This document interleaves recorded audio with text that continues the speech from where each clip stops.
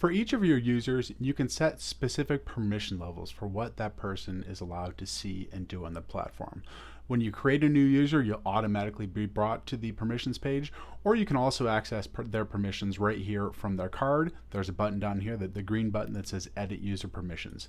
So the permissions window, the top level choice you have is whether or not you want to make that user an organization administrator. If you turn this on, that's the only thing that matters. Being an organization administrator is like the golden ticket on our platform. This user is able to do anything our platform is capable of doing on behalf of your organization. They can create and sign and send contracts. They can change defaults. They can add new users. They can change user permissions. So you definitely want your primary user to be an organization administrator, maybe somebody else that is a backup for them. But this really depends on your organization and who is really in charge of contracts on this platform as to whether or not you want them to have admin permissions. Now, if you want to give somebody permission or access to the platform but not make them an organization administrator, if you turn this off, you'll see you have sport by sport permission levels, and then you have two different levels of permission for each sport. You have can read, which is the lower level of permission, and then you have can write, which is a higher level of permission. And again, this is on a sport by sport basis. Can write automatically turns on can read, and if you give can write in a certain sport, that means that user will be able to create and sign and send contracts within that sport.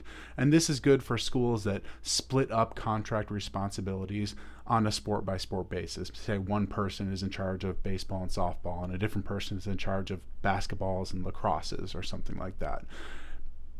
If your organization has one central person that does all the contracts, you probably don't want can write. But what you may still want to do is create somebody an account and give them can read access. So if I take this user right here with can read on baseball only, if this user were to log into the platform, all this user would see would be baseball contracts, and all the user can do is look at the contracts. They can't create and sign and send contracts, but they can view all baseball contracts in their most up-to-date version. And this user won't see anything else other than baseball contracts. This is a really efficient way to share contracts with different people who need to see them. Many head coaches want to see their game contracts, and doing it the old way, this is a really time-intensive, labor-intensive process because not all your contracts come in at once, so periodically over the course of the year you're pulling together contracts and scanning them or copying them and delivering them to that coach. With this system, all you need to do is one time create an account for your coach, say your baseball coach for example here, give them the correct permissions, and then anytime your baseball coach wants to see his contracts, you can log into the system and immediately your baseball coach will see only baseball contracts, and all he can do is look at them. Can't sign and create and send contracts.